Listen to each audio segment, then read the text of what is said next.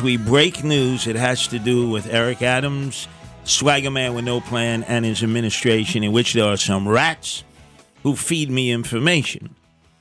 Now, this is the piece of yesterday's press conference. Again, we can't play it enough, in which Nancy picked up on it, but it does not appear that other members of the Room 9 press corps at City Hall have.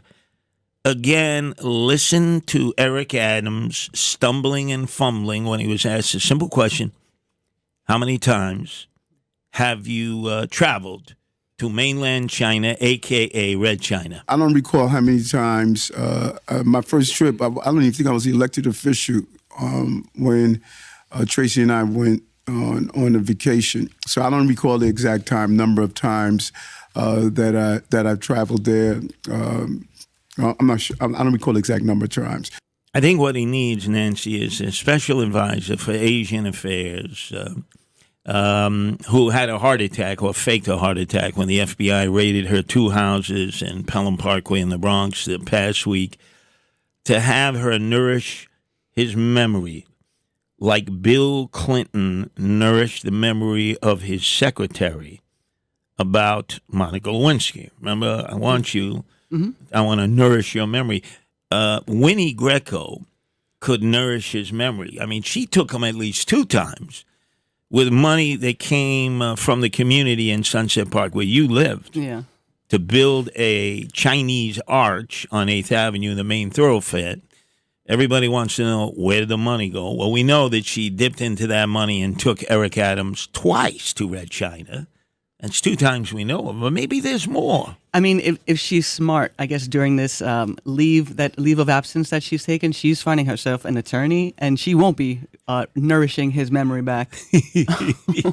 Oh my! If that's not an indication that he is going to get arrested and charged, I don't know what is. That's what you say when you don't want the feds. Well, it's better than saying no comment, I guess, right? And then, of course, he's already touting his reelection. As we finish this term, and once I'm reelected to the next term, we'll be able to get more. So if you vote for me, we'll be able to do some of those things that are important for you to continue to rectify what we rectified already. Continue to rectify what we rectified already. Does he not realize that doesn't make sense? Yeah, I don't think we need any more of that. I think we're good. That is so Biden-esque. Yeah. That is so Biden. Now, let's face it, his inability to get control of subway crime would doom his prospects of getting reelected because, hey, people out there listening now, some of them voted for Eric Adams against me. They say, oh, he was the law and order guy. He was a cop for 22 years. You know, Curtis, you know, you're okay, you're a guardian angel, but you weren't a cop for 22 years. So he's going to tell us about transit crime the way he wants to present it. We discussed the steps our administration has taken to respond to an earlier spike in transit crime during the month of February by deploying 1,000 additional police officers into the subway every day. And we saw the results of that. In February, we saw subway crime drop by over 15% year over year. That was important to all of us. Transit plays a vital role in the movement of people and playing on the psyche of people, on feeling safe in our system. Does he not realize that the governor, I guess, that wasn't aware that crime was down on Tuesday because she sent in the troops. She sent in the National Guard, which he's partially taken umbrage to. I think that's something that impacts New York City streets should be determined by New York City elected leaders. Well, I mean, I guess theoretically it should, but when you can't take care of business, then people have to step in and do it for you. And then he went on to rant about this is really perception. It's not reality. It's hype. It's perception. It's typical of the media. If it bleeds, it leads. When you look at the numbers in our subway system, 2% of the overall city crime is in our subway system, 2%. Over 4 million riders, about 6 felonies a day. And what I knew when I came in, based on my work as a transit police officer, that no matter what the numbers are, how do people feel is important. And I don't know if you remember in 2022 when I said we have a perception problem, that, I got criticized because that's the reality. That's a reality. Oh, Madonna, this guy, he runs in circles. You know, I was going to help Michael Kemper, the transit police chief. Mm-hmm. You remember Sid Rosenberg? Yeah. Who's a very dear friend of Michael Kemper, transit police chief, because they're fellow landsmen, actually convinced him that the person who knows more about transit crime is not Eric Adams, it's Curtis Sliwa, because Eric Adams was a transit cop, and he said at one of these press conferences that, in fact, he was a computer programmer. That's correct. Who worked in the records division, who in the 90s, all he did was take all the old paperwork, transfer it to a floppy disk, and was not an active patroller in transit. I mean, he said it. He's a house mouse. But listen to what Sid had to say. The presence of a uniform makes people feel better. Right? Yes. Guardian angels. That's true. 45 years in the subways.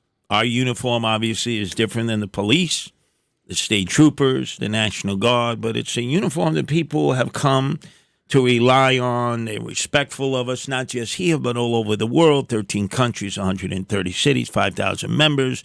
We just celebrated our 45th anniversary. Could I hear that one more time about the importance of a uniform, please? The presence of a uniform makes people feel better. Okay. We all agree on that. Yes.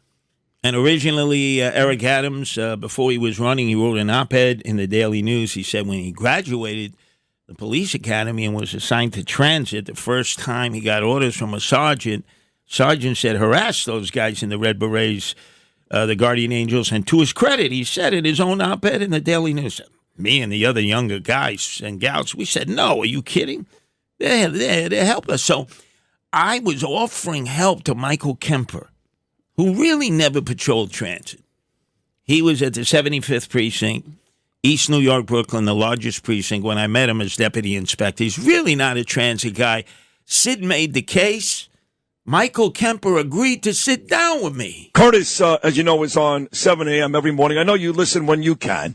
So he really does know the subways. You know that. All kidding aside, let's all shtick aside. Nobody knows the subways like Curtis. He has spent the better part of 45 years traveling those subways all over New York. He can tell you at every stop the history of every stop on the subway. So this morning he says, listen, I want to volunteer my services. I know you love Michael Kemper. I do. I want to help the city of New York.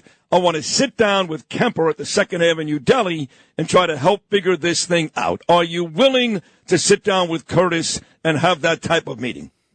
No, of course I am. Look, you hit the nail on the head. Curtis has been around a long time, decades. And if anyone knows the subway system, it's him. You know, I'm willing to talk to anyone. And I know how much a big a fan he is of mine personally. Yeah. So I was over at the 2nd Avenue Deli the other day, 1st Avenue Deli, to see if Michael Kemper has agreed to come to a sit-down. And what's transpired? Now, you know what happened. You were sitting alone in a bench all by yourself? Yep. Michael Kemper ran it up the flag. Mm-hmm. You know, he didn't raise one of those foreign flags like Eric Adams does every day and probably gets an envelope in return at Bowling Green. What a scam that is. That needs to be investigated.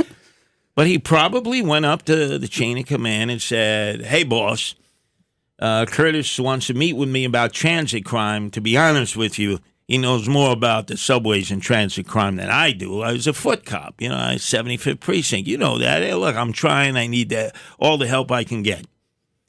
What do you think Eric Adams told him? A lot of expletives. And also, if you meet with Curtis Sliwa, you can leave your gun and your badge right here and collect your pension. Meantime, the story that you broke, again, the reporters at Room 9 at City Hall did not pick up on this at his press conference yesterday. Apparently, he's taken a page out of Andrew Evil Eyes Cuomo's method of leadership. In the middle of a crisis, you write a book. What I've learned about managing this crisis, in one of my chapters that I'm writing in my book.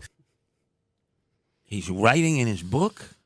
Yes. That doesn't sound like future tense. No, he's writing now, apparently. That sounds like the present tense. Writing in my book, writing in my book, writing in my book, writing in my book. I don't think that's a matchbook. I don't think that's a comic book. I think Maybe it's a children's book. My first trip to China. Oh my God! What is wrong with these guys? And who's writing the book with him? We know he's not doing it himself. Oh, he's a ghostwriter for sure. How do we know he's not using the staff at City Hall like Cuomo used the state staff in the executive office when he was governor? We might need to look into this. And she'll go to jail for that. I'll do the deep dive on that one. Please do, because nobody, in fact, nobody seems. Can we get Noam Laden over here or James Flippin here, please? Because could you get them on the line? This is important stuff. Hey, one of you two guys, do you think you could get on the microphone here? I realize you're doing very important work to get a news program on. Hey, James Flippin. Curtis, how can I help you? You aware what the mayor said yesterday? Could you play that cut, please? Play that cut. What I've learned about managing this crisis, in one of my chapters that I'm writing in my book. In his book? He's writing a book. Oh, he's writing in his book. Remember, this is what Andrew Cuomo did in the middle of an emergency. This is like his diary, maybe, or is like his blog of some kind? Well, why not reach out to your very dear friend, the propaganda minister, now a deputy mayor at City Hall, and find out about this? You think you could do your job? You're referring to Fabian Levy, as you say, my dear friend. Yeah. Find out if he's writing a book now, because what did he say over and over? Hold on a second. Let me please. Writing in my book. Writing in my book. Writing in my book. Right, writing in my book. Writing in his book. Could you please get a clarification on that? I'll reach out to City Hall. Thank you very much. Thank you.